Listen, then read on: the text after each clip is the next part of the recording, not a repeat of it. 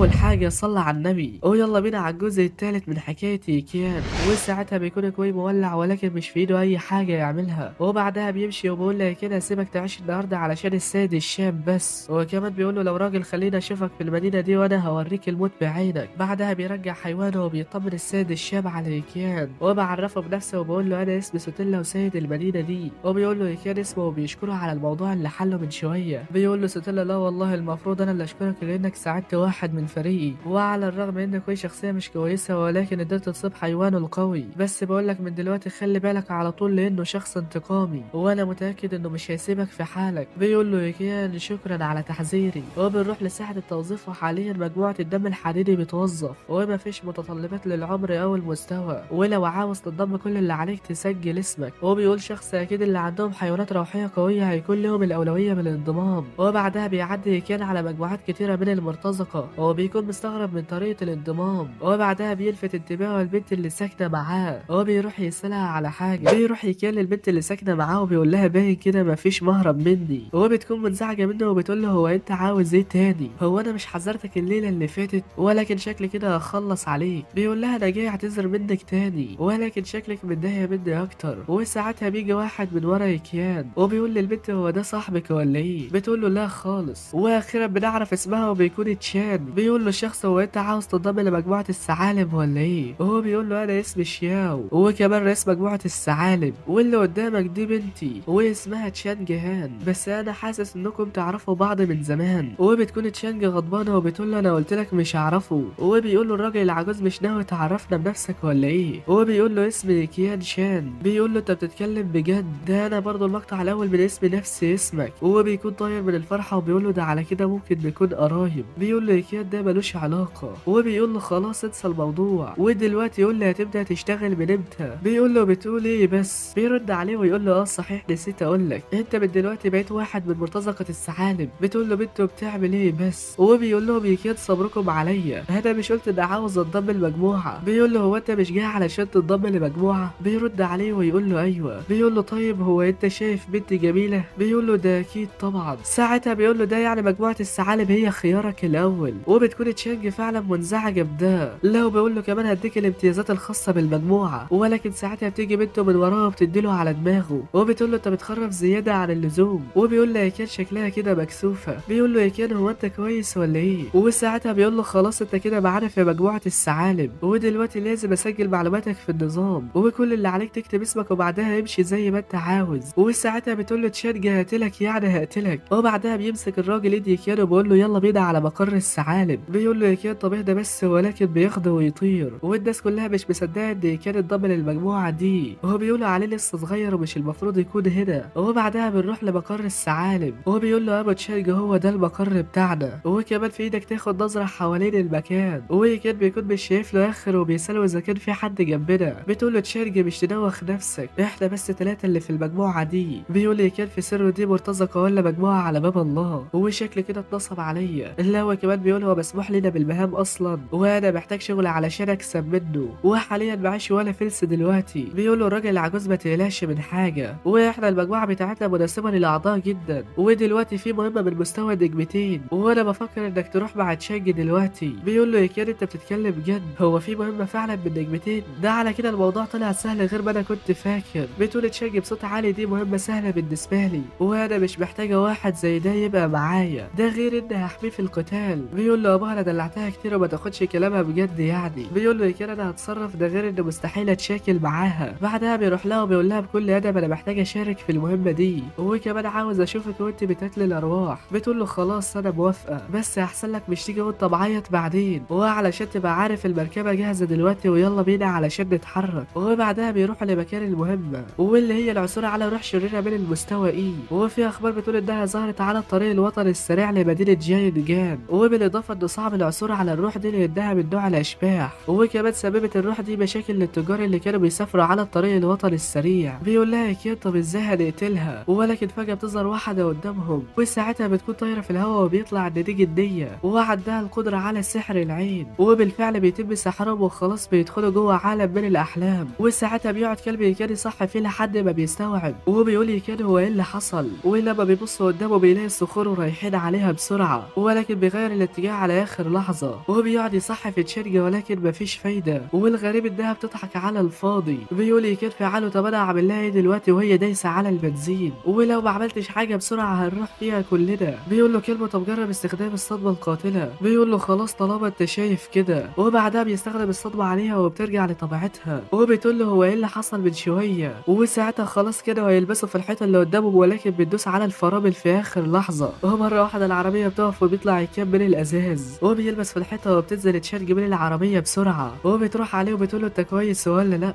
ولكن يكاد بيكون ساكت وبتقول له رد عليا مش تخوفني كده، وبيفتح يكاد عينه وبيكون اتصاب فعلا، وبيقول لها ابوكي فعلا صادق وادي ورا الوش القاسي ده في الحياه يا بنت طيبه. بتقول له لا يابا انا كنت بتاكد اذا كنت ميت علشان ارميك للارواح الشريره، وبتفلت ايديها وبيقع على الارض، وبعدها بتقول له احنا فين دلوقتي، ولا حاسه ان احنا بعيد عن الطريق بتاعنا، وبيقول لها كان من شويه كنا في وهم، وحاسس بنسبه كبيره ان الارواح الشريره هي السبب، وبالذات اللي هي من نوع الاشباح. بتقول له هو احنا كنا في وهم، طب وازاي هربت منه؟ بيقول لها ده بفضل كلب يقول لي اسمه 205، وبعدها بيستدعيه من بوابه العقود، وهو بيقول له كلبه هو انت جبتها علشاني ولا ايه؟ لا وكمان بنت جميله قوي. بيقول له كده بطل اللي بتعمله ده وارجع تاني، ولكن يستاهل لانه حذره، هو مره واحده بتديله تشارج ضربه بتخليه ينسى اللي وراه واللي قدامه، وهو بيقول كلب كان الاخت دي باين عليها شرسه قوي، لا وكمان بيلبس في الحيطه، وهو بيقول لها كان حيوان الروح ده من النوع الشيطاني، وعلشان كده فهو كويس قدام الاشباح. بتقول له ايوه علشان كده مش خليته يموت، وهو بتقول في سرها هو الكلب ده من النوع الشيطاني ده باين عليه نوع سخيف قوي، وبعدها بتقول له احنا مش قدامنا وقت كتير، ودلوقتي لازم ندور على الروح الشريره، ولو مش عملنا كده قبل الليل ساعتها هنكون في خطر. بيقول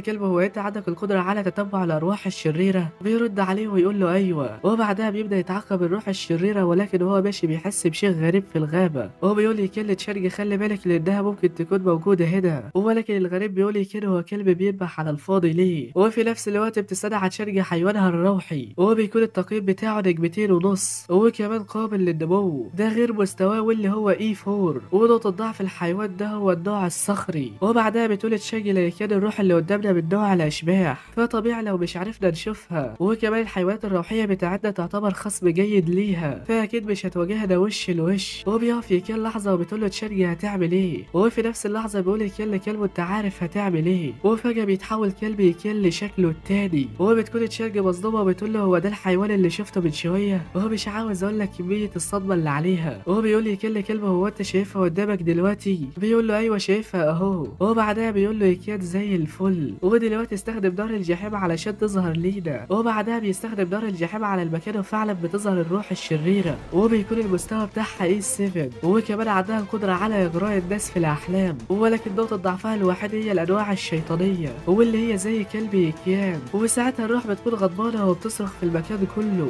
ويكيان وتشارج بيحطوا ايديهم على ودانهم، وبتقول تشارج لحيوانها الروحي يهجم عليه بغضب السماوات، وبعدها بيهجم على الروح وبيقدر يصيبها، وساعتها بتختفي الروح في لمح البصر، وبيقول كان كويس انها اختفت، ودلوقتي بقيت عارف ليه لازم نقتلها، ولكن فجأة بيقول له كلبه خلي بالك وراك، وساعتها بيبص كان وراه وبيلاقي تشارج بتهجم عليه بالسكينة مرة تاني، وبحاول يتفادى الهجوم ولكن بعد فوات الاوان، وبيقول كلبه ما تعملش حاجة غير لما اقول لك، وبيقول تشارج هو ايه اللي حصل لك، ولما بيبص على عينيها بيعرف انها اتأثرت بالروح الشريرة، ودلوقتي اكيد بتزود كراهيتها مني في اليوم اللي تقابلنا فيه، لا وكمان الروح لسه عايشة وعاوزانا نقتل بعض لحد الموت، ومرة واحدة بتهجم عليه تشارج ولكن بيلحق يكيد نفسه، وهو بيقول دلوقتي حركتها سريعة وغير منتظمة، وشكل الروح مسيطرة تماما على جسمها، ولو استخدمت عليها الصدمة القاتلة هيكون خطر جدا، وبتهجم عليه تاني وبيقول دلوقتي لو عاوز اصحيها ففي طريقتين، واللي هي سيبها تخلص عليا او اني اقتل الروح الشريرة، وبيقول لي كلبه دور على الروح الشريرة وخلص عليها، ولو ما عملتش كده فكراهية تشارج هتزيد اكتر. بيقول له خلاص ماشي بس خلي بالك، وبعدها بيبدأ يدور وبيوصل لها في النهاية، وبيستخدم عليها نار الجحيم، وفي نفس الوقت بيكون يكاد منشغل في قتال تشارج، وبيحاول يصح فيها ولكن بدون اي فايدة، وبيلاحظ كان حيوانها الروحي واقف هناك، وبيقول له انت واقف بتعمل ايه هناك؟ المهم بيقول له انا عاوزك تروح تساعد كلبي دلوقتي في قتل الروح الشريرة، ودي الطريقة الوحيدة علشان ترجع تشارج ليك، وبعدها بيروح لكلبي كان وبيقول له يلا بينا علشان نخلص عليها، والاتنين بيستخدموا المهارات الخاصة بيهم ولكن بتكون الروح اقوى من كده، وبيقول لي كان ازاي هجوم قاتل زي ده ولسه عايشة، وبعدها بيلاحظ كان نقطة ضعفها واللي هي جبهتها، وبيقول لكلبي يركز هجماته على جبهتها لان دي نقطة ضعفها، ولكن ساعتها بتوقعه تشيرجي على الارض وبتهجم عليه تاني وبصد يكال الهجوم المره دي بصعوبه، وبيقول يكال في سره خلاص ما عدتش عارف اعمل لها اي حاجه، وشكل نهايتي قربت، ده غير ان هموت على ايد واحده. وساعتها بيفتكر كلام كوي اللي قاله له، وان كونك سيد روح فده مش معناه ان حياتك هتكون ورديه على طول، وكمان لما باخد مهمه فانا مش عارف اذا كنت هعيش ولا لا، ودلوقتي جاي تقول لي اهتم بحيوان الروحي وانا ما عنديش وقت لنفسي. وبيقول لي كان الحياه فعلا مش زي ما انا كنت فاكر، ودلوقتي ماليش اي فرصه اعيش تاني. وبتهجم تشجع عليا كانوا، ولكن بيكونوا حيواناتهم الروحيه قتلوا الروح الشريره بالفعل. وساعتها بترجع تشجع لطبيعتها وبتقول ايه اللي انا بعمله ده. بيقول لها كده اخيرا صحيتي، وده يعني ان حيواناتنا الروحيه قتلوا الروح الشريره. وبتبص لكده وبتقول له هو ايه اللي حصل، ولكن ساعتها بيكون اغمى عليه بسبب جرحه. وبعدها بيصحى كده وبيقول لها لما بيكون مزاجك رايق بتكوني بنت جميله قوي. وبتشد عليه الرباطه وبتقول له خلصت اخيرا. وكمان بتقول له ما عنديش اي مشكله ان اكون لطيفه معاك شويه. وبعدها بتقف وبتقول له انا ساعدتك لان السبب في ده وما كانش قصدي. وبيقول لها شكرا على اي حال، وبالمناسبه تنفعي طبيبه. وبعدها بتيجي حيواناتهم وبيلاقي كلب يكل لؤلؤه الزرقاء، واللؤلؤه دي اساس الروح الشريره، وكمان قوتها تعادل 40 روح عاديه. وبتقول له تشاجي ما توقعتش انك هتتعرف على اللؤلؤه بالسرعه دي، بالاضافه انك عارف ازاي تطور حيوانك الروحي. بيضحك ضحكه كده وبيقول لها انا طالب مجتهد في المدرسه. بتقول له طب خلي كلبك ياكلها بقى علشان يرتفع مستواه. بيرد عليها ويقول لها انت متاكده من ده؟ بتقول له انت اللي هزمت الروح الشريره فاكيد تستحقها طبعا. وهو بيقول لها خلاص ماشي. بعدها بيقول لكلبه دلوقتي تقدر تاكلها، وعلى كلامها فالمفروض يرتفع مستواك. وبالفعل بياكلها وبيرتفع مستواه ل A3، وكان بيكون مذهول لان مستواه ارتفع جامد. وساعتها بتطلع له القطه الروحيه وبتقول له تم اكتمال التطور الاول لحيوانك الروحي، ودلوقتي هتاخد مكافاه غامضه بخصوص التطور ده. وبتساله اذا كده عاوز يفتحه دلوقتي ولا لا. بيقول لها طبعا ايوه عاوز افتحه. وبيطلع من الصندوق مكعب ازرق وبيدخله الكون، وعنده القدره على التحكم في الفضاء، ودي ماده من 5 نجوم، بالاضافه الى صولجان الامبراطور واللي عنده القوه على تحسين اي صفه، ودي ماده من 3 نجوم. وكمان بيحصل على العمود القديم، وده عنده القدره على التغير لجميع الاحجام، وكمان صعب انك تدمره، ودي ماده من 4 نجوم. وساعتها بيكون كان سعيد لانه حصل على حاجات مفيده المره دي، ولكن بتستغرب تشارج من اللي بيقوله. وبتقول له هو انت كنت بتكلم مين؟ بيقول لها لا لا مفيش حاجه، انا بس كنت سعيد علشان مستوى كلب اترفع. وبيقول في سره باين كده مفيش حد بيقدر يشوف النظام بتاعي. وبعدها بيرجعوا على مقر مرتزقه الثعالب، وبيقول لهم مشيوا برافو عليكم المهمه نجحت، ودلوقتي هديكم اجر المهمه. وبتقول له تشاجي يدي حصتي لهيكل، وده اللي يده كان اكتر واحد فعال في المهمه. وبيقول له الشيو ما كنتش متوقع انك هتكون جامد للدرجه دي. بيقول هيكل برضه حيوان تشاجي كان فعال في المهمه. بيقول له طالما تشاجي عاوزه كده فهديك حصتها. بيقول هيكل في سره ده كده عظمه قوي، ويا ترى المبلغ ده كام؟ وبيقول للشيو اجر مهمتك هو 500 للواحد، وبالاضافه الى اجر تشاجي هيكون معاك 1000. وبيقول له هيكل وهو بيستلم الفلوس الى اجر الضعيف ده هو انت مش عارف اننا كنا هنموت ولا ايه؟ ولكن بيني وبينك يا صاحبي هو بيقول كده علشان مش يقلل في الفلوس يا ابن الابلسه. ولكن بيقول للشيو لازم تراعي اننا محتاجين راس مال، وعلشان كده هاخد منك شويه فلوس. وبيقول له هيكل انت خدتها كلها، وكمان انا محتاج الفلوس الايام دي بشده. ولكن ساعتها بيتصل الشيو على واحد وبيقول له يلا بينا علشان نلعب. وبيكون هيكل متضايق وبيقول في سر الراجل ده ضحك عليا، ولو كان عاوز ينصب عليا فمش المفروض ياخد الفلوس كلها، لا وكمان ازاي بيعمل مكالمه بالجهاز التحكم. وبعدها تقريبا بيعدي 3 ايام، وبتقول لهم المعلمه جاجي في الاختبارات النهائيه هنقسمكم لمجموعات وده على حسب درجتكم، وكمان علشان عددكم كبير فهنخلي كل معلم يختبركم واحد واحد، والطلاب اللي عندهم حيوانات روحيه فهنخليهم يستدعوها، وده علشان نقيم المهارات الخاصه بيها. وبالنسبه للطلاب اللي ما عندهمش حيوانات روحيه فما تزعلش نفسك من ده. وبالاضافه ان احنا عندنا معدات بتقيس موهبه روحك. وساعتها بينادي زهوية على كده وبيقول له انت مش عندك لا موهبه روح ولا حتى حيوان روحي، من الاخر يعني مالكش لازمه في الاختبار ده، وريح دماغك علشان مش تتعب. بيقول له كده انت لسه متعافى وبتدور على المشاكل برضه. وبيقول له طالما انت واثق ان مش هنجح في الاختبار للدرجه دي فليه مش تتراهن، وانا براهنك اذا كنت هنجح ولا لا. وبعدها بتقول الخبيره للمعلمه جاجي التحضيرات كلها خلصت، وساعتها بتقول له الطلاب الاختبار هيبدا دلوقتي، واللي هنادي على اسمه يجي لحد ويستدعى حيوانه الروحي. واول واحد بتقول عليه هو سان، وبيستدعى الحيوان بتاعه من بوابه العقود. وبتروح المعلمه جاجي لحد وبتاخد منه عينه وبتحطها على البلوره، والخبيره بتكون واقفه وبتقول مهاره متوسطه، والمعلمه بتقول ان عنده حيوان روحي مهاره متوسطه. الواد يعني بيكون محبط وبيقول هو ده افضل حيوان روحي قدرت تجيبه ليا عيلتي. وبعدها بنروح للطالب التاني وبيكون زهوي، وطبعا بقى حبه اصحاب المطبلاتيه قاعدين وراه بيصيطوا له. المهم بيصنع زهوي حيوانه الروحي الجديد. هتقول لي مش ده كان عنده ذئب حديدي؟ هقول لك ايوه، ولكن الفلوس بتعمل اي حاجه بقى. وهو بيقول لي كان في سره في ناس بتعاني جدا علشان يشتروا حيوان روحي واحد، وده قاعد عمال يبدل في حيواناته الروحيه وكانه بيغير في هدومه. وبعدها بتاخد المعلمه جاجي عينه من الحيوان وبتحطها على البلوره، وبتقول الخبيره مهاره ممتازه، وبتقول المعلمه هتكون في تاني احسن فئه. وطبعا بقى اصحابه بيسيطروا له عن الاول. وبالاضافه ان المعلمه بتقول ان مهاره حيوانه الروحي ممتازه جدا. وبعدها بتيجي شيشاو وبتطمن على يكيان وبتساله اذا كان زهوي ضايقه في حاجه ولا لا. بيقول لها كله تمام ما تخافيش. وساعتها بيلاحظ زهوي شيشاو ماسكه في ايد يكيان وبيكون متضايق جدا من ده.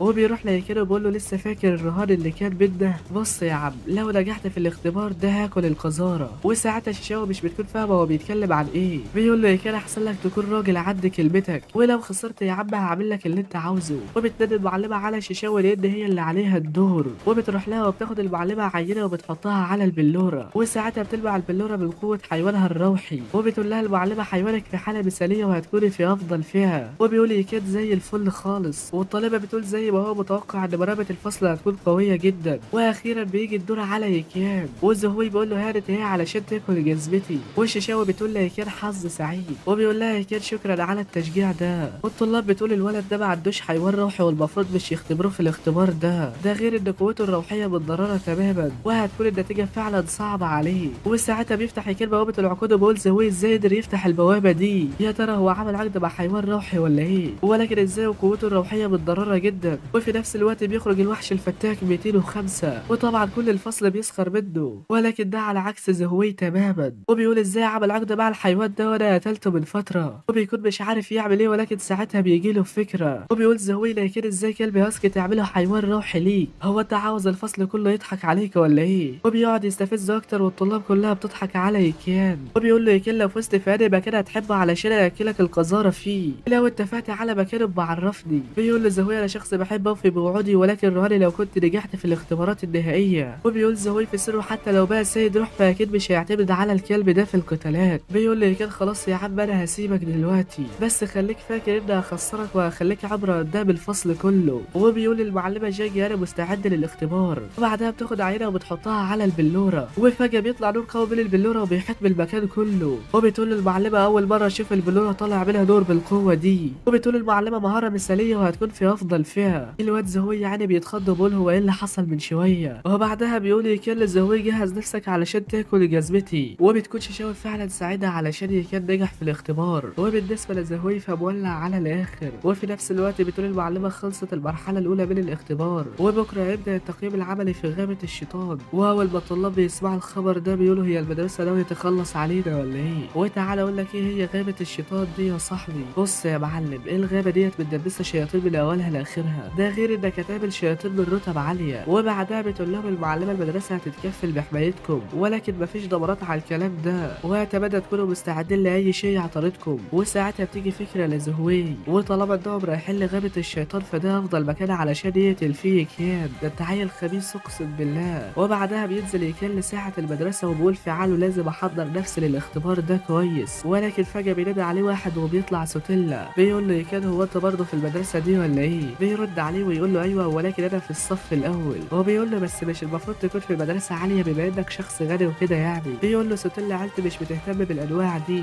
وكمان بيقول له انا بحب المدرسه دي علشان قريبه مني. بيقول له يكيان انت شخص متواضع فعلا. وبيقول له سوتيلا عملت ايه في اختبار النهارده؟ وبيرد عليه وبيقول له دخلت افضل صف. وبيقول له سوتيلا وانا برضه نفس الكلام، وشكلنا كده هنبقى زملاء يا صاحبي. وبيقول له سوتيلا ايه رايك نروح نحتفل مع بعض؟ بيقول له يكيان ما تاخذنيش ولكن معاش فلوس علشان اروح معاك. وبيقول في سر صحيح نسيت ان حالته الماديه مش تسمح بالخروج معايا، ولكن بيطلع صاحب جدع وبيقول له تعالى انا اللي هدفع. وبعدها بيروحوا على مكان اسمه النادي الامبراطوري، وده مكان صعب اي حد يدخله حتى لو كان غني. وبيقول له سوتيلا ده احسن نادي في مدينه تسايد. ولما بيدخلوا بيقول سوتيلا للشغاله جهزي لي احسن غرفه. وساعتها بيكون زهوي هناك وبياخد باله من يكيان، وبيروح له وبيقول له نورت المكان يا غالي. وبس كده يا معلم، لحد هنا بينتهي الجزء الثالث من حكايه يكيان. ولو عجبك الفيديو ما تنساش تصلي على النبي وتعمل لايك واشتراك لان الحاجات دي بتفرق معايا. ولو كملت لحد هنا فعاش يا بطل. ويلا اشوفك الفيديو الجاي يا قمر، سلام.